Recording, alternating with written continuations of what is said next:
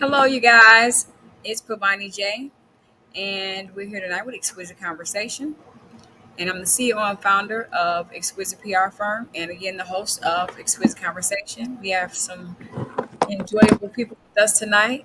I cannot wait to introduce Lady Miz and let her tell you what she has coming up, and we'll let everyone introduce themselves. Hello, one and only King Jacob, Kennard Music Management, Kennard Media, the COO of Exquisite PR Firm, and I run a few podcasts as well. So just happy that everybody is coming on with us and gonna chop it up with us, and we're gonna get the real, the rawness of the business. And Absolutely. and we also have Hey, what's up, y'all? It's Lady Miz, public figure, independent artist, songwriter, author, entrepreneur, etc., etc. So I'm excited to be on y'all show. I appreciate it, and I'm ready to get into it. right. Absolutely. So Pavani, check this Yeah, out. I and Lady Miz met in Atlanta some years ago, where we was out there feeding the homeless, and we Yeah. did a community showcase. And I was looking at the plugger, the flyer. I was like, I know her, I know her. And then as we reminisce, it's like, wow, it's a small world. You know what I mean? Yeah, It's a very, absolutely. very small world. So welcome again. So Nicole, you have the floor. Yeah, I was looking at this, you guys. From my understanding, we need to make sure this is going to be a late night conversation. You guys got to get ready for her. Tell us what's going on. What's up? You got some explicit vocals. You from New York? What's up? Yes. So right now, well, I'm promoting writing, but I'm really promoting my brand altogether. But right now I did release a single called Riding Out, which is I have probably two or three other songs that's similar to this song, but majority of my music is normally very conscious music. But because I don't like to be put in a box and I like to be versatile, and when I'm writing, I like to just kind of be free when I'm doing that. So I decided to do writing, which is a very adult only type of song. So right now I'm just kind of pushing that, but I'm not just pushing that. I'm pushing, like I said, me as a host. I have my own podcast. I have my own potato chip company. um I have my own publishing company. So, I do a few different things, and, songwriter, etc. And I have my own books. I wrote 3 books. So I'm just really kind of like dipping and dabbing everywhere. I'm also working on a reality show with different people. So I'm busy. I'm busy. Yes, I'm loving it, and I'm busy. Yes. absolutely. I love it. Because the album's name is Family Business. How Yes. old were you when you got started? When you got started in the industry? Well, when I first started rapping, I was around 11 years old. First song I ever wrote to was Slick Rick and Dougie Fresh. It was called The Show. I was on punishment, writing their lyrics, and then I just started writing my own over, saying it over top of theirs. That's when I started to actually write. And then from there, I just continued to write. And it's just something that really just came to me naturally. It's not something that I had to be taught. I knew how to rhyme on beat. Like, it just all came just out of nowhere. But as the years went by, me just rapping, like, what I was used to was really just rhyming on the block with the guys, or just in the studio and the ciphers and doing all of that. So we would go in the studio and record songs, but I shouldn't even say songs, because sometimes they ain't even have hooks. We were just spitting. You know what I mean? We were just rapping. So I didn't understand anything about the business at all. So when I went to go really take it serious, I didn't know which way to kind of go with it. I was getting out there, and then I stopped. I got pregnant. So I was like, oh man, I'm not going to be able to really go hard the way that I want to, because, like, I'm about to have a kid, and I'm really about really being with my kids. So I'm like, I think I'm going to just take a little break. That break ended up being like 10 plus years. when I took that break for 10 plus years, I kind of thought that I didn't want to do it anymore because it for some reason, like the love that I had for it started to diminish. But the thing was, there was a void missing, and I felt that void. So music for me is a form of expression, but it was also a way for me to release what I'm feeling or just thoughts that go through my mind or just, writing about my atmosphere. So what I started to do was just like kind of write in a diary because I needed to write, right? So once I started writing, I was like, oh, I'm going to turn this into a book, right? So that's how I got into being, an author. I said, I'm going to put this out. The book I wrote, the first one was called Broken Then Healed. That was my learning experience book, I call it. And that book was about my life. And I talk later on about after I put it out, how I thought I was healed, but I really wasn't. So as I was doing that and getting into other stuff and getting into real estate, like all of these other things that I was getting into, I just got back into the music. to make a long story short, because I could go on for a while. But yeah, so I ended up coming back to the music and doing that. And then I started to learn about the business aspect of things and understanding that it's way more than just writing a rap song and going in and recording it. You got to really understand a lot that comes with it. And so as I continued to do that, that's what made me understand, like, it has to be way more than just music. It has to be about your brand and what else do you want to do and selling a product, because now with streaming really, if you got to get a lot of streams to get a little bit of money. So how are you going to make this business, because this is a business, worth it? That's what made me know it has to be more than just writing. I got to really focus on the brand in itself. So I got into podcasts and a few other things. Absolutely. And I love how you broke that down and kept it simple. Because tell the people with the elevation of the brand in music, when you realize that it wasn't just about, writing, you had to push your brand. What were the things that you needed when you started to resonate? Look, I need more. I got to push my brand. And your brand is Ladi Miz. Ladi Miz is the brand. So that's what I love it. The whole you are a brand in yourself. So when you push that and you push everything else to go with it, what were the strategies that started coming through your mind? Did you think that it would put you at a halt, or you were going to have to maybe do a 9 to 5 for a minute, or have you ever did a 9 to 5? Oh no, I'm still working. Not that I like to, but I do it because like I've been at the job that I'm at. I've been at this job for like 17 years. Okay. Sometimes I don't know if that's a good or a bad thing to say, because somebody like me who really don't. Thank God that I'm in the field that I'm in, where I don't really have to answer too much to people and I don't punch a clock. I work with people who have special needs, and I've been working in that field for, like I said, 17 years. So I'm not in the office.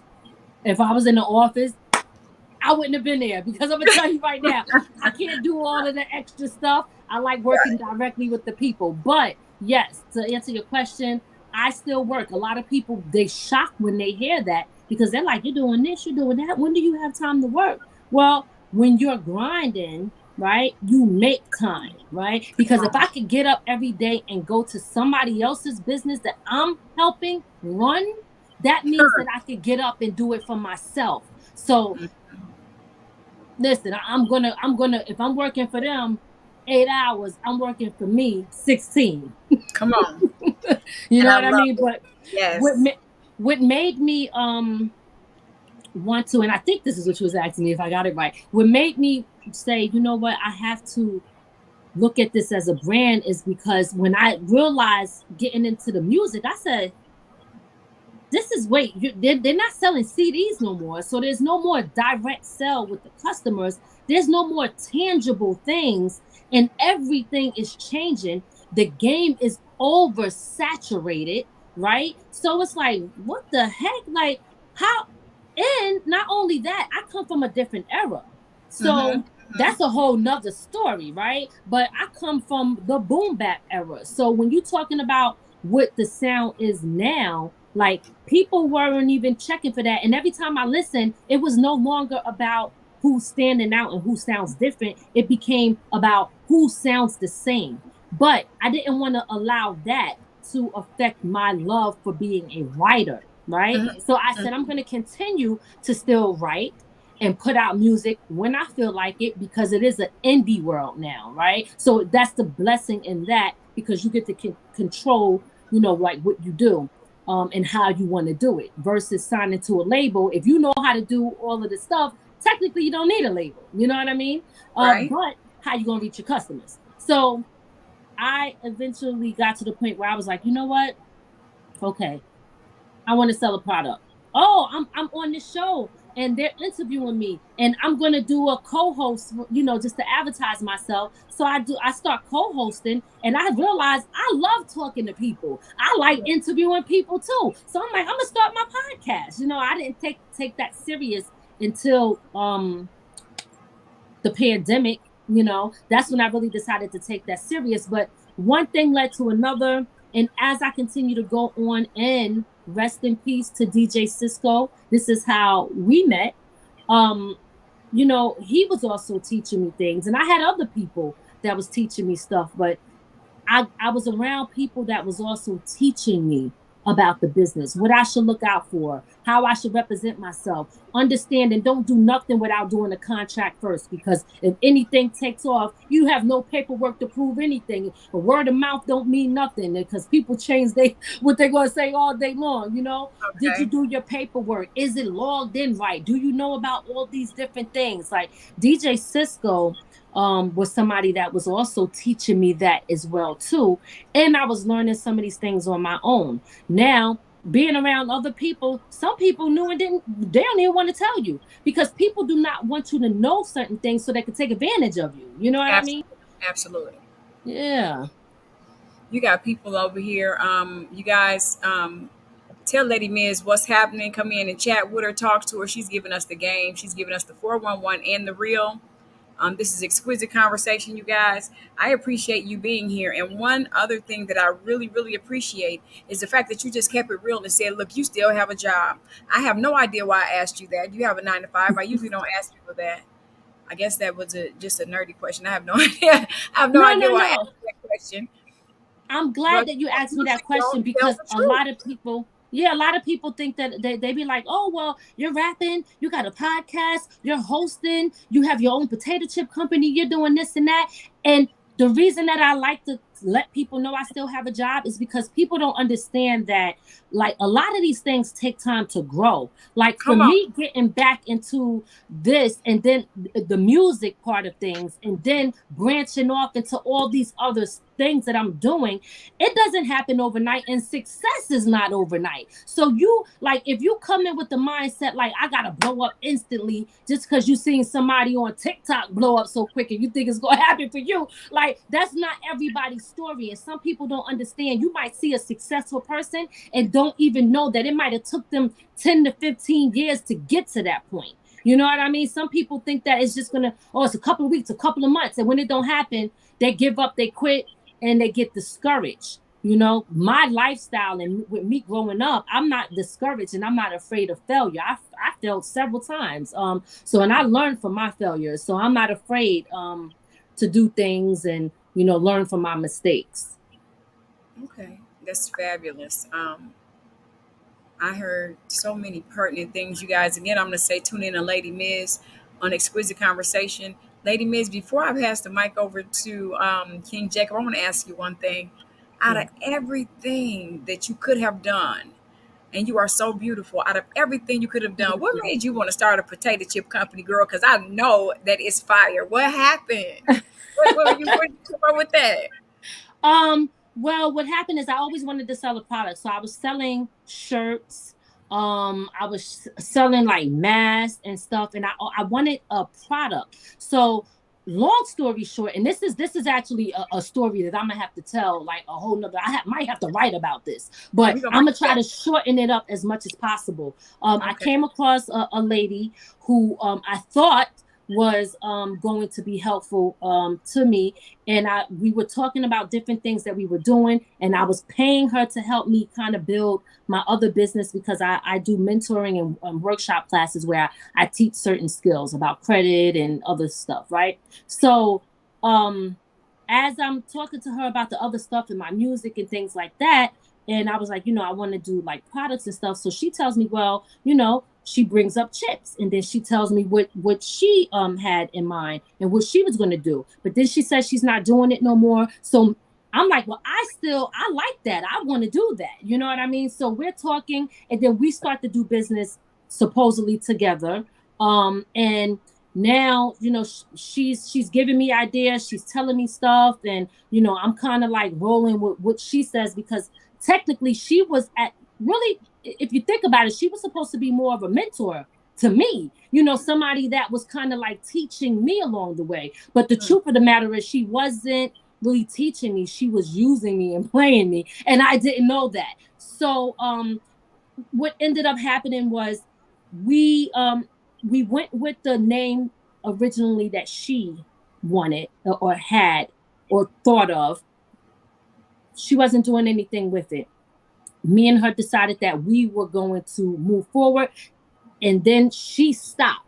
And I kept saying, listen, I'm promoting this, I'm putting it out there, I'm having parties, I'm branding it and everything. And she was not, doing anything. And then all of a sudden one day she just kind of just stopped talking to me. So then I didn't understand what was going on. So I'm like, damn. And I'm texting her like, hey, like, what's going on? Like, I got people I'm talking to. I'm trying to do this. You gave me basic information, but you didn't give me enough. It's hard for me to move forward with very little information. And the reason that she gave me very little information so that I was unable to move forward was so that she could control my movement. Come on. Okay. So then I started to get upset. But see, what she didn't understand, she thought she was playing me because she thought that she was way more intelligent than I was, right? Because I wasn't the know-it-all type of person that would say, I know that already, or this. I felt like, listen, first of all, I'm paying you, but I'm learning from you too. But when I started to really pay attention, I said, something ain't right here.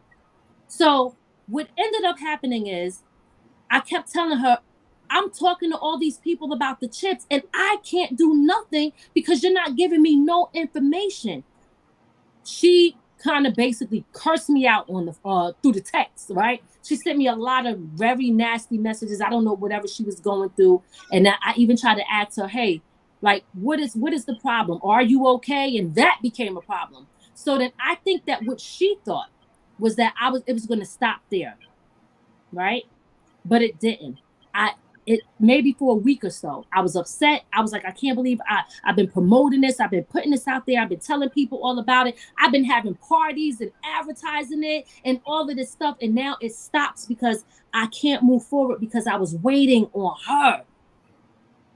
That's when I woke up in the middle of the night. It was like 3:00 in the morning. I don't know what came over me, but I said, I'm going to figure this out myself like I do everything else. So I got up. I started to research, and I ended up finding out everything that she hid from me so that I was unable to move forward. I found out everything on how Cheetos and Doritos and Lay's do their chips. I was able to educate myself and find that out. And then I built relationships with all these different companies. And I even told them the story. I'm like, listen, I went through this and I just want to do things the right way. So I trademarked, I searched first. I made sure that the name that I wanted to use was not taken. Now, the name that I have, which I trademarked, is Boss Move, right? So when I was working with her, it was for female. It was a female empowerment thing. It was Boss Chick, right? And I told the people, listen, I still want to keep the boss, but I don't want to, use her name. I called the lawyer. And I said, what can I do where I want to make sure I'm not infringing? I want to make sure I'm not doing anything that, will affect her. And am I okay to do this legally, right? So my lawyer looked at everything. He looked up stuff. You're legal. That name is available. Nobody's using it. People are using Boss Move, but they're using it in different different categories. So like, for example, for anybody that want to know about trademarking something, like if you see Dove soap, right? but they're still Dove ice cream. They fall in 2 different categories. You can still trademark that as long as it doesn't confuse the consumer, right? So I went and I made sure that I spoke to, the lawyer, and I said, I want to do everything right. Everybody that I spoke to, I let them know the situation and that I just wanted to move forward and continue to do what I wanted, but I wanted to do everything the right way instead of trying to do it the sneaky way like she was trying to do it. So that's what I did. And listen, really, that's pretty much the story. So I ended up without so much detail, but getting to the point. So after that, I just moved on and started putting my product together and started pushing it. So that's how the whole chip thing came about. Wow. That's an amazing story. And for the people, when you've been in the game just a little bit, and you've been in the game, I'm assuming over 20 years now, right? Yes and no. So well, with the hiatus, right? The little hiatus you took. Well, the 10-year hiatus you took. Right. So Okay. yeah, so you talk in and out, you know what I mean? in and out. That hiatus that you took, I remain teachable. I always remain teachable. I tell people I remain teachable. Yes. And I heard what you just said. You just said, I'm not the know-it-all. So you were trying to grow and learn.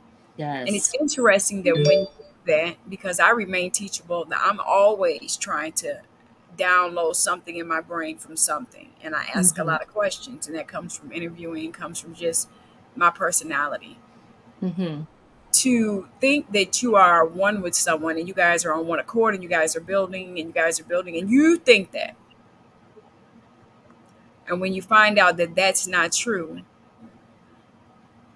I love the way you said it was like a week or 2 down. That jab right there had to be something else, because do you know how it feels? I know how it feels to be emotionally attached to something that you want to push and make happen so bad. And everything that they're giving to you is bits and pieces, and other people around you, maybe your husband, maybe your sister, maybe someone's telling you, no, something ain't right. And you're like, no, we got it. She's telling me we got it.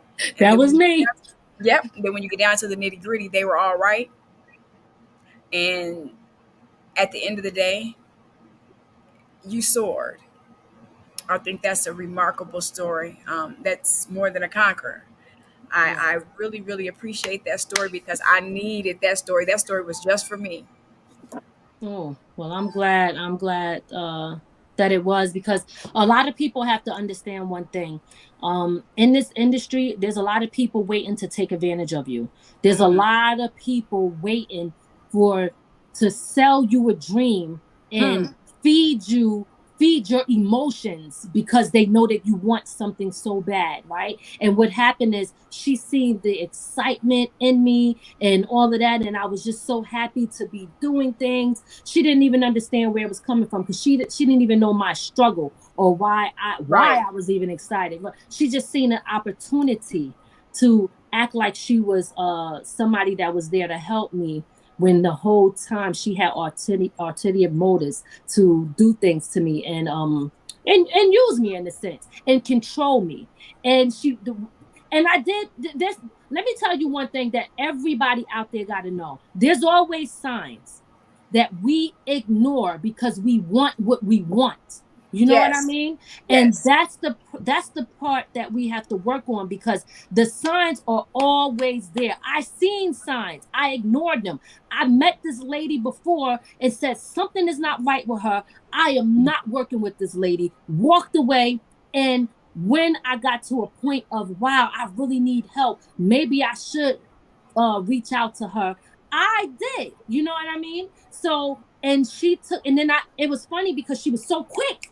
And I didn't know why, but now I know why. I know why now because I was spending a lot with her constantly. Like I was selling wine and CBD wine, all these different things with this lady. So, and not to make this be all about her, but it's just to tell people out there, like, be careful because there's some cruel people out there. And even after I put the chips out, she was sending death threats to me on the phone and all types of things. It was just ridiculous. I couldn't believe it. And I'm like, how do you be the person that you are doing what you was trying to do and you're mad at me? You're mad at me because I was able to do something that you thought I was incapable of doing because you underestimated me, and you underestimated how smart I could be. You thought I was stupid because you thought you could control me. So that's what the real issue was. And that's the moral of the story. And the moral, and I cannot, I just don't know. But what I can say is that just focusing in, listening to you, man, it's just amazing how, as being a human being and being in this world, when they say, everyone can go through the same thing, it's just how you handle it is what makes you different. That's right. And you can pick up something from someone, use it and utilize it in your situation or a situation, because you also said that you have a publishing company, so you do PR work too. So you know how that can be. They are Yes. And you know what's so funny? Front of the line. It's so funny because you gotta be careful with that too. Look, ducking and dodging, keeping your head on a swivel. I'll be like, whoo, watch out. And you have to have a powerful team behind you. I like how you move. I mean, just, I don't know. I like how you move. I really love, I don't know what it is, but I really love whatever it is you got. Your umph. That's what Thank you. Your umph. I really love your umph. Thanks. King Jacob stepped out for a minute. I'm assuming he'll be right back. Okay. You guys, oh, you are? Okay. I'm One of your cameras off. We would really like to, touch topics on whatever it is that you would like to touch bases on, which I'm pretty sure would be more of the music, because I'm getting all up in your business. So we're gonna turn it over to the music man and let him touch bases with you. But I will be bringing you back. We'll talk about that soon. Okay. Okay, so Lady Miz, who is Lady Miz? What does she represent? Lady Miz represents first family, entrepreneurship, happiness, and self-love. That's where it starts. That's where it starts. So I do I kind of went through pretty much what I do, but everything that I do, I try to include my family, my husband, my kids, even my mom. Yeah, so that's pretty much it. Okay, so a key fact, you say you represent self-love. So how does representing self-love impact your music to keep you driven as an artist and a well-rounded, diverse entrepreneur? Well, the way it impacts me is really just kind of like being happy with myself and being free, right? So when you don't live up to the expectations of what other people want you to live, and that to me is where the self-love comes in, because it took a long time for me to accept me and love me, that now if I'm writing, I might, be writing for other people, but I'm writing for me first. You know what I mean? I'm writing for me first, rather it's what I feel, like I said earlier, what I see, if I'm going through something, or if I'm listening to a beat and I feel like this beat is saying something to me. This is what I visualize when I hear it. I'll write it, but I'm not afraid to be myself. And that to me is where the self-love comes in. Because I know a lot of people, sometimes people are afraid. Like, for example, the songwriting. Most people really know me as a conscious rapper. So, and they haven't even heard Touch Me or Take It Slow, which is very similar to Riding, but Riding probably got maybe two really lines that make people say, oh, wow, Lady Miz is talking like that. But the thing is, so what? You understand? Like, that's what I felt. That's what I think it was meant for me to say at the moment. So I'm not worried about what anybody got to say. It's either you like it or you don't. You know what I mean? So that's what it is. And that's going to happen. I have to accept that, because I know people who love my music and I know people who hate it. You can't please everybody. So it is what it is, you know, and I accepted that and I'm okay with that. Right. You say you can't please everybody, and neither should you try. That's too much Exactly. time. That's too much time and too much energy. That's a And fact. that's and when you're trying to please everybody, that's not a good place of peace. You know, Absolutely. that defeats the whole thing and the purpose of trying to have peace. So you're absolutely right about that. So let's talk about writing, and let's talk about that song in particular, and what was the whole creation and the concept of the song, and why you felt like this song would be a banging hit single.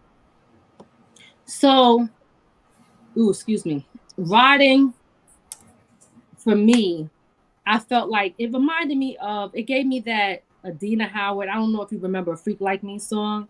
Like Yeah, when I we heard it, definitely remember Adina. Yes, we definitely remember Adina.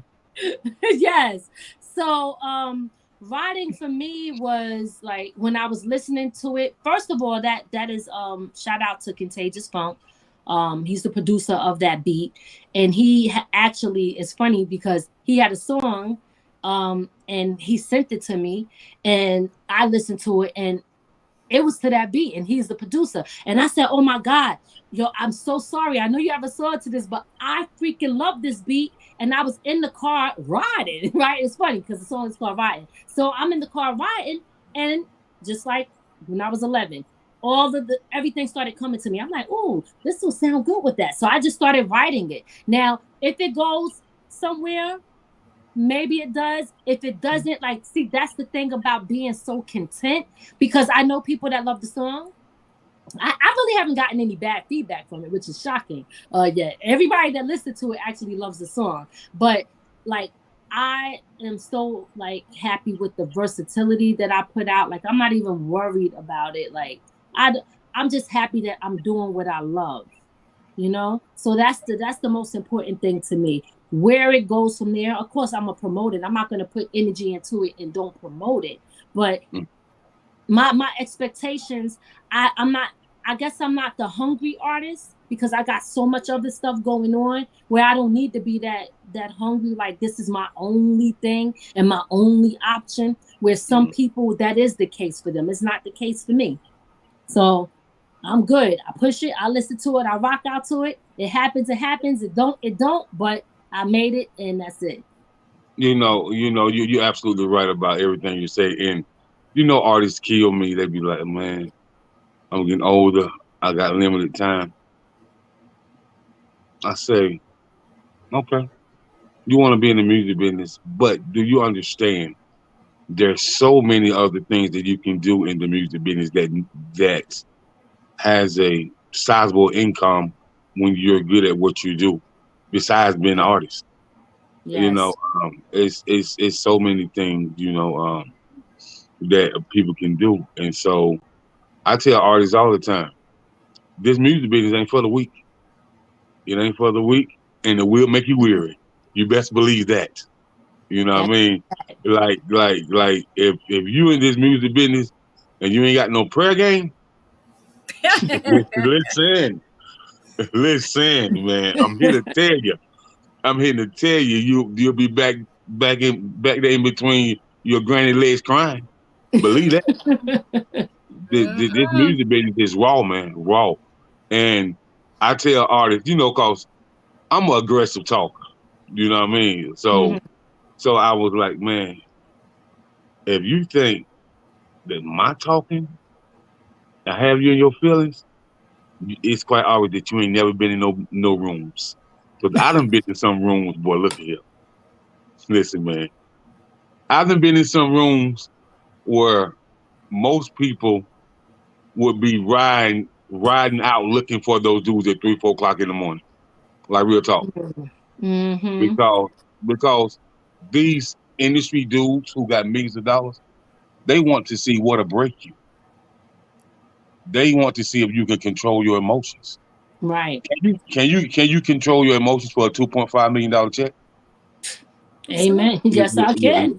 And so, and if you can't, cause some people, I hear people say, well, I don't like to bite my tongue. I said, well, it's a lot of people that bit their tongue and they're millionaires now. So I don't know what type of bite you talking about, but sometimes you have to get in your mind that I need to get my foot in the door. Right. You know what I mean? Or you could just create your own building with your own door. You can, but see, this is the thing about indie artists. To run a sizable campaign, it take what we call revenue, and a lot of them don't got that. A lot of them don't got that, sweet. And if you know what you're doing, like I would never tell people that they shouldn't sign with a major. Right. Okay. Right. I would tell you to have your entertainment lawyer on deck, a great one, and I would tell you to understand how to turn that money over into real revenue. Because you gotta think, when T-Pain signed with Akon, he signed for $10,000. Turned $10,000 into $5.3 million in 1 year. You know what I mean? Yeah. So it's all about how you turn your revenue. Like we're gonna take 50 Cent, Curtis Jackson. The first thing he went and did is trademark his name, and the second thing he went and did is invest 15% in vitamin water. No car, no house. Right. That's right. Ain't bought a tank top. Like let me invest 15% in something that I know I can get some revenue back off of. Mm-hmm. You know what I'm saying? Yes. And he sold that to Coca-Cola for $400 million. I mean, I mean, so you got to be a smart dude. Even if you're not with a label, you still have to curate campaigns.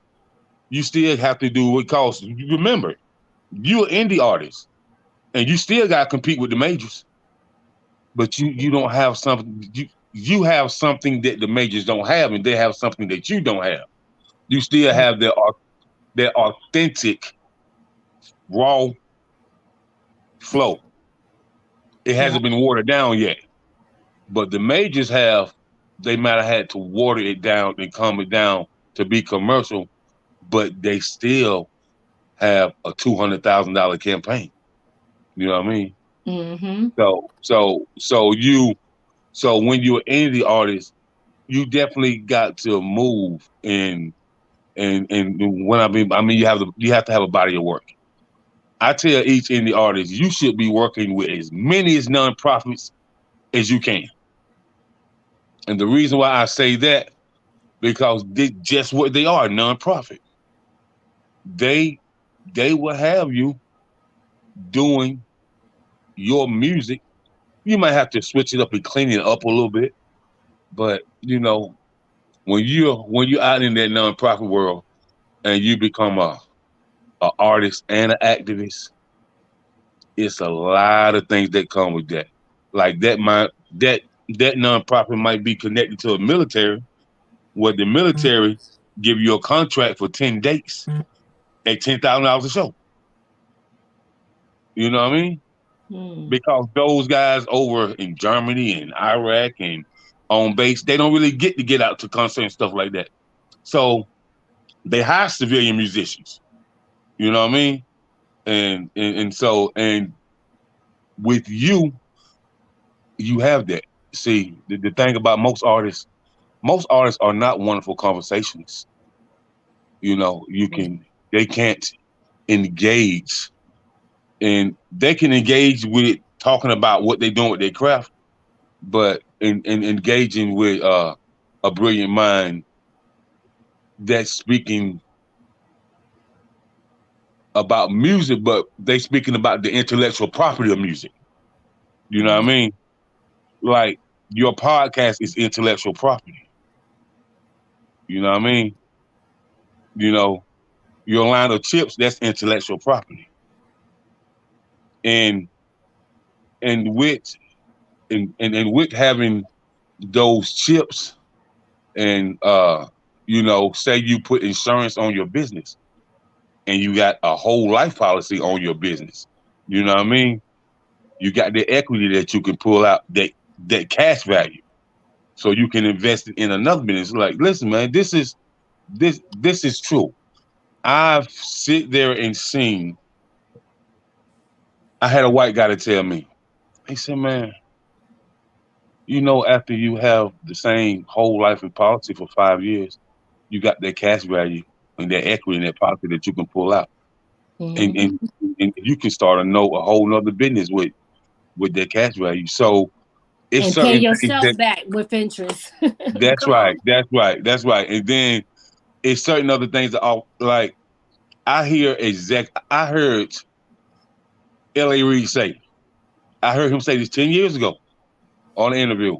He said, "Artists, whether any of you major, get your credit right, get it right, make sure that you got your credit right." He said, especially if you got an LLC or incorporation or a S corp or whatever you may have, make sure that credit right and make sure you open your business account. He said, once you learn the trade lines in business credit, the artists don't never need a label. That's facts.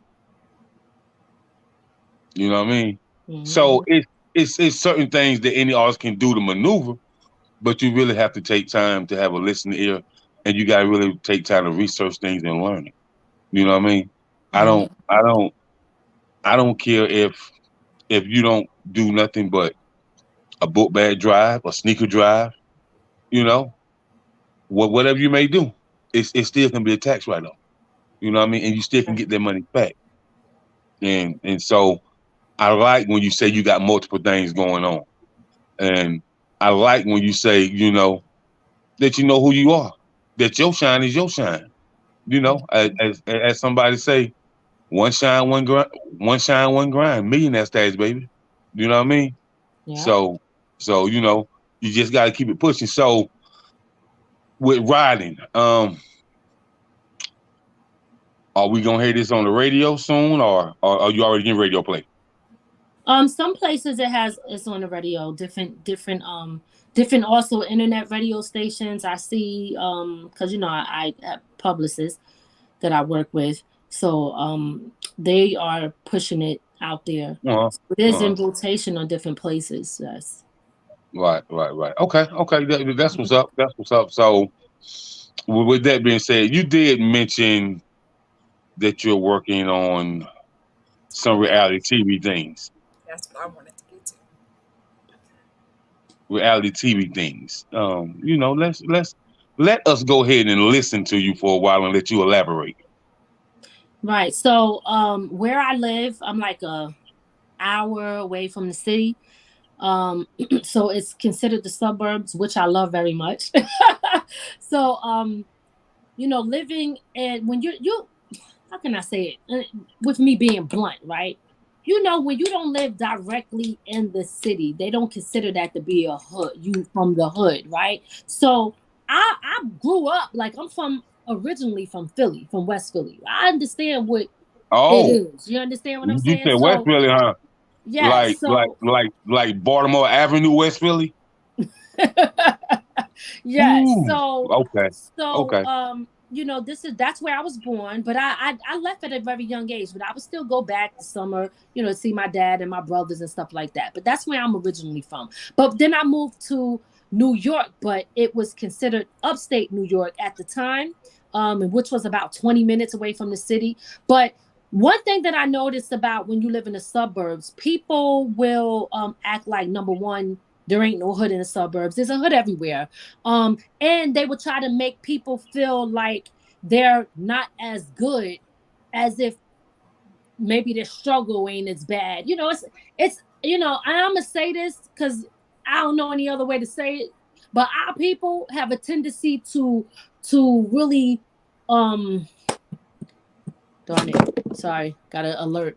Our people have a tendency to worship or things that we shouldn't be worshiping, right? We should be happy if we not in the freaking hood. Like, the hood is good, don't get me wrong, and if you learn from that, that's a great thing, right? But at the same time, don't act like that somebody that's not from or living there at the time is less than you, don't know nothing, all these things. So what I said is, you know, me living where I live, there's a lot of talented people here. So it don't even freaking matter where you from, because if you're talented and you got things going for yourself and you work hard, your location means nothing. You know what I mean? Because you can move the way you want to move if you hustling and doing what you got to do. Absolutely. So me growing up where I kind of grew up, well, not kind of, where I did grow up, and then me moving where I live now, it's still in a certain area. So we call it the 845 because that's what it's considered now. That's the area code, 845, right? So I'm like, you know what?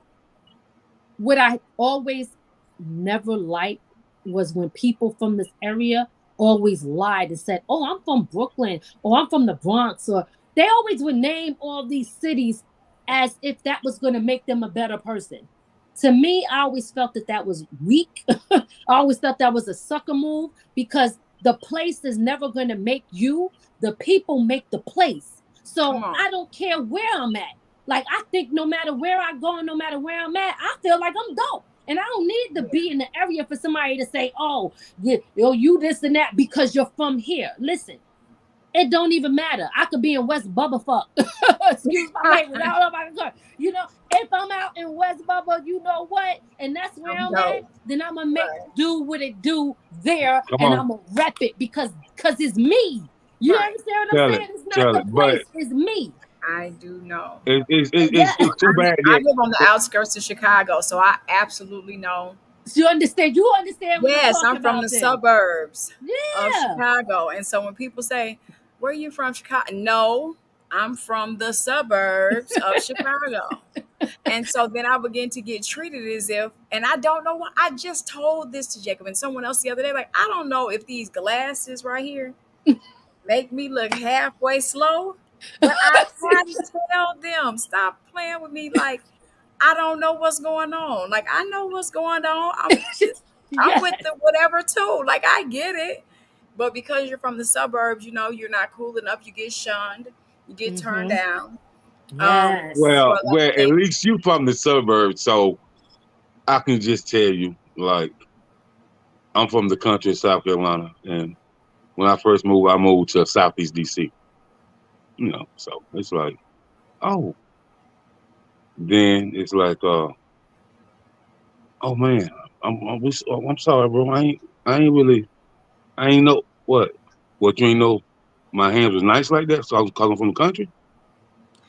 You know what? It's funny you say that, because that's another thing that people always reference to too, like the country, you know, oh, slow or weak. Like, nah, like, see, that's stereotype, and that's what I'm saying. Like, our people got to stop thinking that, oh, it's you got to be from this area to be this way. Nah, like, some people is just self-made people. Is in them. You know what I mean? It's in them. It's not on them. It's in them. So it don't even matter. You know. So again, like you said, like, you know, being, you know, from, you know, where you live at, if it's on the outskirts of Chicago and even from the South, like, it don't even, people look at that and they start to judge based off of that. Right away. And I'd be like, really? Because your hustle might not even be as strong as mine. You understand what I'm saying? And like, it don't make a difference. So bottom line is just making it in the 845. I'm like, yo, okay, so we're in the suburbs, but it's dope here. You know what I mean? And it's good and it's bad. And there's hood everywhere. And there's nice areas too. You know, we live in a nice, beautiful area. I'm not going to be one of them people that always want to worship and glorify, you know, oh, I'm from the hood, I'm from this and that. Nobody who wants to live like that. Isn't everybody always say they want to get out the hood anyway. So stop acting like that's the place where you really want to be. I can tell you this right here. The ones that want to get out, they get out and they never come back. Right, my parents used to say when they were growing up, and I would say, where you going? We going to the hood. And I'm like, sit your ass down. You don't know what you're talking about. You have no business going there if you have to say it like that. What you mean? We going to the hood, mom, to play? What? I Yeah. remember being in the hood, trying to get out of the hood, doing whatever we could to get Okay. out of the hood.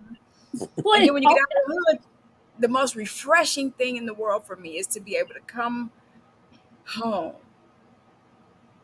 get out of my car, walk to my door, and not duck or jog, or have to run to get in. Because see, when you live in Chicago, or if I'm at my grandmother's house, I got my head on a swivel almost. Like, you're watching everything, locking your doors at the stop sign. Like, that's not a way to live.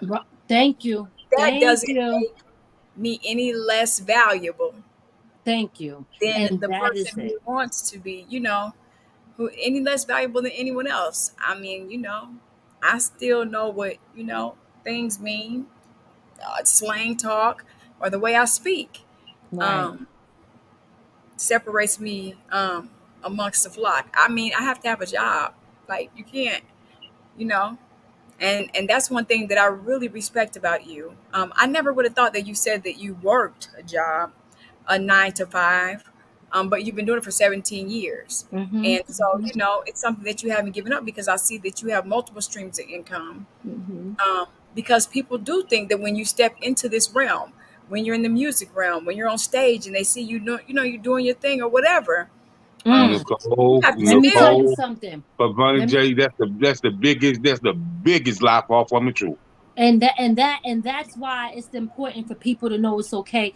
You should never make people feel bad for having a job or doing what they got to do to make sure they're good. Because see, and the sad part is, and then I'll get back to the making it in the 845. But the sad part is, like, this industry is based off of a lot of lies. You understand what I'm saying? It's based, and then people on the outside, they looking in, they believe those lies, and then they try to fit in and be a part of it, and then they'll do things, sell their soul to jeopardize themselves and put themselves in a bad position to live up to a fake expectation that's not even real anyway. So now you over here, doing all these different things and going through this stuff, listen, people buy fake numbers and all that stuff, and then turn around and look at you like, oh, you ain't got this many followers, but your followers is fake. You know what I mean? Right. You judging me because I don't have 10K followers, but you got 17K and only 2 likes. Nobody's engaging in your stuff. That means that all of your followers are fake,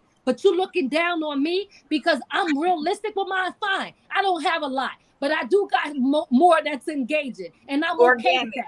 I don't need 1,000 or 10,000 fake followers, and none of them is paying attention to me. Like, come on, man. This industry is that's why I say I got to do other stuff. See, now you getting the other stuff out of me. I got to do other stuff because I can't get caught up in the drama and the madness and the fakeness and get lost. I was already lost at a point in my life. I felt myself, like I said, I understand now who I am, and I understand what self-love is. So because of that, I'm able to see through a lot of stuff where they probably would have got me before, because I wasn't even thinking like this. I wasn't even on that level. So the level that I'm on now, I'm able to see clearer. So I can see the BS right before it happens. I'm not saying I know everything, because I don't, but I do know enough, and I listen to when my spirit is talking to me. I listen to my spirit, because every time I go against it, I always pay for it. Now, to answer, just to sum up for the making it in the 845, that is for the people that live in this area that's grinding, who might not have gotten a chance, or there's even some people that's a part of it that's been mainstream, but they live in this area and they still hustling to stay relevant and stuff like that. So this is what making it in the 845 is about. It's about us. It don't matter where you from, and all of that. If you are grinding and putting in work, that's all that matters. It's about making it from where you're from. So that's what it's about. Thank you for the originality. And might I add, the 845 has some raw talent up there. I met a few, how everybody else deal with a lot of artists from the city. I had a chance to deal with artists from like Rochester and Buffalo and Albany and places like that, which are hidden gems in the state of New York, because nobody be checking for places like that, and they got some of the rawest talent. Right, and Real that's close not to Canada, 845 right? area, but that's even further upstate. But yes, that Rochester, Buffalo, and Albany, that's like really really upstate. But there's still dope artists there too. You know what I Mm-hmm. mean? It's like where I live is, we call it upstate because it's not in the city. You know what I mean? It's like on the outskirts, but we're not really that. We're not that far So up. are you close to Yonkers or no? Yes, more closer to Okay. Yonkers. So that's Okay. when I say we're about 45 minutes to an hour away. That's talking Yonkers, Manhattan, White Plains, Bronx, right? Right. When you start Right. going into Queens, Brooklyn, and Long Island, now you're talking an hour and a half. You know what I Right. mean? So Right. depending on where you go, it Right. could Right. be Right. longer. But yeah. Yeah. So I figured you was close to Yonkers though. Yeah, yes. So we And I'm talk gonna tell you about right now, I would never move in the city. I would probably go there, but I would never. I love where I live. I love being in the suburbs, like you said, sis. You like to come in, walk out, be safe. You ain't gotta be like, oh, and ducking. You know what I mean? That's how we're supposed to live. We should never get comfortable with glorifying being in the area where murder is at. I actually know people that brag about how tough their neighborhood is and how you'll get shot. They think that that's a cool thing. You know what I mean? And it's like, damn, it's sad that, our very people, sad. yeah, think like that, because we shouldn't. Very But it's a point where I did when I was like 14, 15. I was there before, so I understand, But but but but ain't but right. 14 or 15 is not an adult. Right, That's like child's play. So right. but when you grown, you 30, 35 years old and you still glorify the hood, man, something has to be wrong with you mentally. I don't give a damn what nobody says. Something is wrong with you. Listen, I've seen some people 54, 55, and cannot get out of, will not leave, can Mm-hmm. diabolical. Yep. Hey man, hey. Listen, I have seen some things in these 44 days of living on this planet. Delvin, wait, what happened? I have to say, wait, what happened? Because our parents work hard to take us away from there. I'm going to tell you, when I was growing up, um, my father was bedridden, so my whole life. So and I went to a school called a Royal Christian. So we were around like the hood. I remember being 5 years old, living right dead smack in the middle of the hood. My mother getting this great job, and we moved out of the hood. We moved so far away from the hood, it took us 20 minutes to get to the grocery store, right? Ooh. And we lived in like subdivisions, right? In between Okay. Caterpillar and Armadale. So it was like the people who worked there had to live in this place right here. Um, and that was just the protection. I remember, like, so as I got older, I remember we lived in a home. We lived in a townhouse, and these are the elevations, and these are the things that they were doing. However, they were getting the money and doing whatever they needed to do to keep their child from seeing and knowing certain things about the hood, that the hood will make you digest if you live in the hood, directly in the hood. Mm. You can always go to the hood. So what happens, even if the furniture, even I can remember times when I don't um, want to go. I can remember times when people would be driving through the neighborhood with trucks that had furniture on top of the trucks. And I remember one day I was telling my dad, like, oh, I just want to see the furniture, because we didn't have really pretty furniture in our house. It didn't matter. There was a lot of love in the house, but we weren't in the hood. You know what I mean? If we Right, didn't put the door right. on accident, it was okay. We didn't have to worry about anybody breaking in. Um, and that is something that I won't ever forget. And as I myself am older, it's just people say that I'm bougie, and I don't know. At first, I was really offended by that, but I'm not offended, because when you look up the word bougie, the word means a person who thinks and or acts better than their circumstance. And if that's what it is that I got to do to get to the next level, then so be it. Amen. I'm bougie as hell. Then yes, ma'am. Amen. You know what? Let me tell you something about that word, bougie. That to me, when somebody says that, especially if you didn't do anything or say anything where you're trying to make another person feel less than, that's their own insecurities about how they feel about themselves because they're too busy comparing themselves to you. So because they see that you do something in a certain way that they look at and think it's better, they want to say, oh, you bougie, you this and that. You know what I mean? At the end of the day, for me, like I personally, I look and I be like, it's not that I hate the word, you know what I mean? Because I don't hate it, but I don't like when people try to use it in a way to make you feel bad for what you have.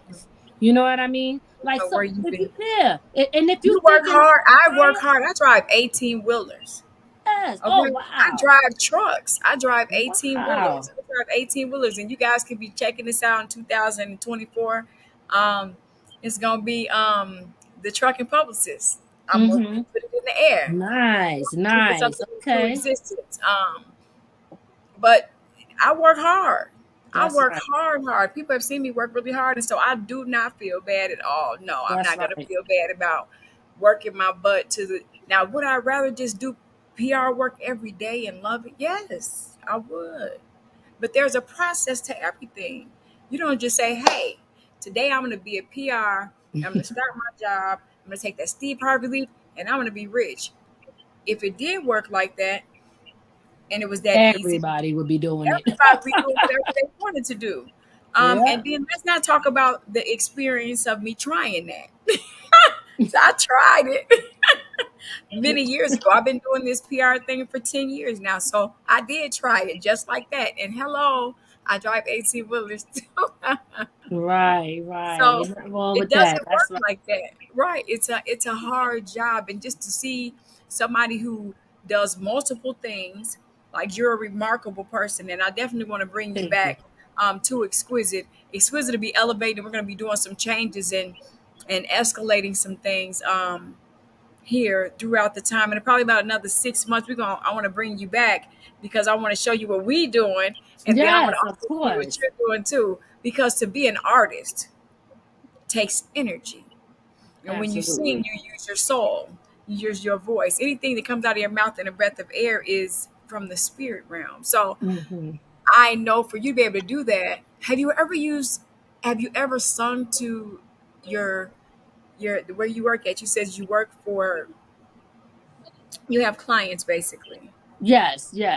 And So have you I ever work used with your people who voice have to soothe them? developmental disabilities. So let me just be so clear, just that I don't consider myself a singer.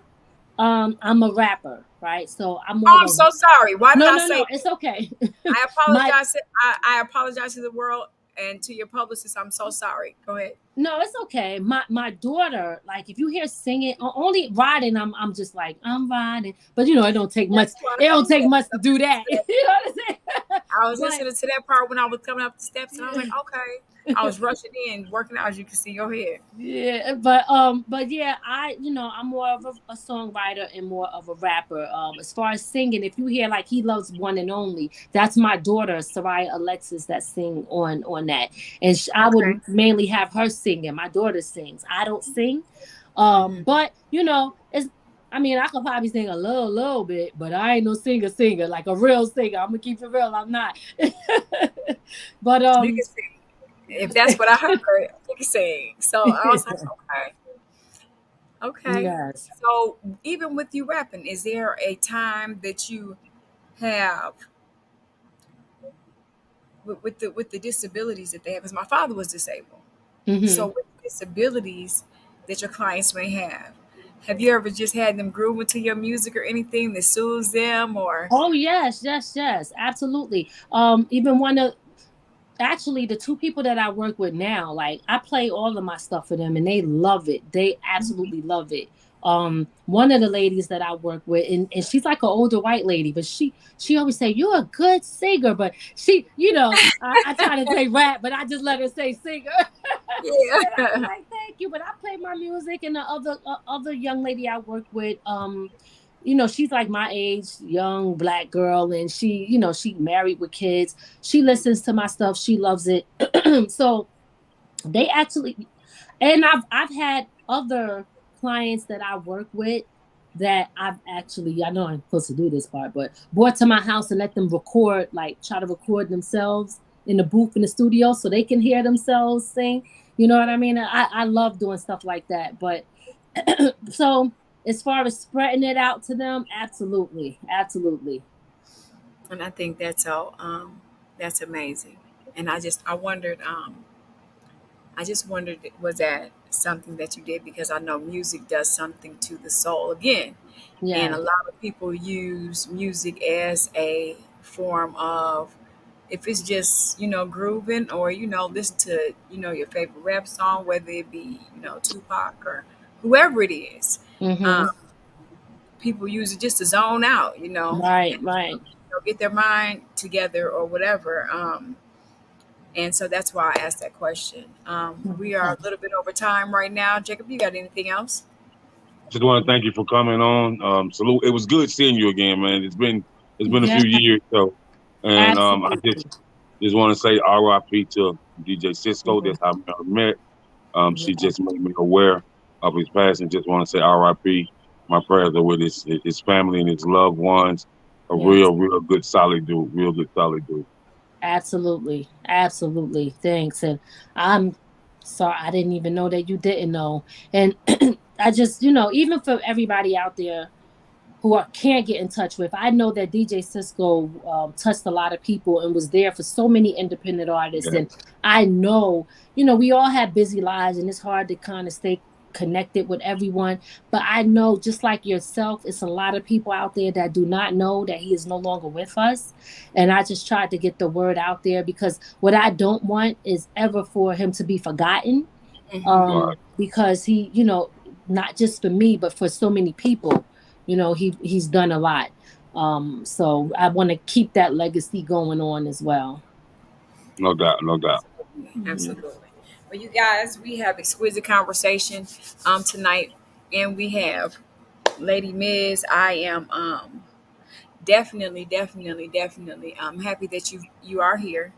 You will Thank you. be back here. I will definitely get in tune with your publicist. Again, I apologize for saying that out loud. I was just riding with you. I'm sorry. I want to say a public apology to your PR team too. That was an accident. No, Um, it's all right, girl. It's yeah, okay. thank you You ain't guys even so gotta much. do that. Look, you have no idea.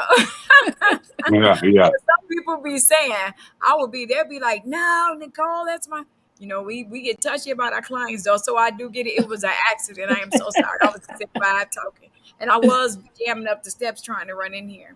After I had ran around and walked really fast. It wasn't a run. Yeah. I'm trying to work out a little bit before I came in. So, um, I again thank you for being here. Thank your PR team. Tell everybody where they can reach you at and how they can get in tune with Lady Miz. Yeah, so I always tell people to go to my website first. It's ladymiz.com. I spell lady with an I, so it's LADIMIZ. Everything that I do is normally on that page, updated. Even events that I have or I'm going to, you can find it there. Also on all of the platforms, from YouTube to Facebook to Instagram to TikTok, Pinterest, you name it, everything is Lady Miz. And I all across the board is spelled the same way. The only thing that's different is on Facebook is Lady Miz Music. I have the music there, but even if you went on Facebook and put in Lady Miz, I'm still gonna come up. So everybody could just kind of like put that in, or even Google me. If you Google me, I will come up as well too. So yeah, Lady Miz everywhere. You guys tune into her, get in tune. We'll definitely be, doing whatever we can to, hit or miss or push whatever you have out there. Thank you. Thank Definitely you. appreciate you. Um, I'm definitely gonna be bumping that ride though. I like that song. Thank you. Let Thank my you. Yeah. daughter listen to it. Yes, I like that song. So, Yeah, 'cause I well, sent rap, two well, rap. I versions. don't know what to say. It's a song though, so I don't know, but I like No, it. it's good. I was I listening to always it. say I sent two versions. I sent the clean and the dirty. Okay, so y'all got the clean version too. You should have the clean Yep. I was like, one. okay. So I was breaking it on down. I'm like, all right. And the lady outside was walking her dog, and she looked over at me and I was like, you hear that? That's how you have people proving with you. Mhm. So I'm so silly. You guys, it's Exquisite Conversation. I want you guys to tune in next Sunday, 9 p.m. Central Standard Time, 10 p.m. Eastern Standard Time, and 7 p.m. Pacific Standard Time. I want to thank everybody on the team of Exquisite Conversation, Exquisite PR firm, Lady Miz, and her PR team. You guys, Big shout out to MJ. Yes. Yes, MJ, thank you so much. You got a remarkable team. I'm following you, ma'am. I'm following you. So thank you guys so much. Thanks. Again, apologies, Lady Biz. And No we guys see you later. Peace. All right.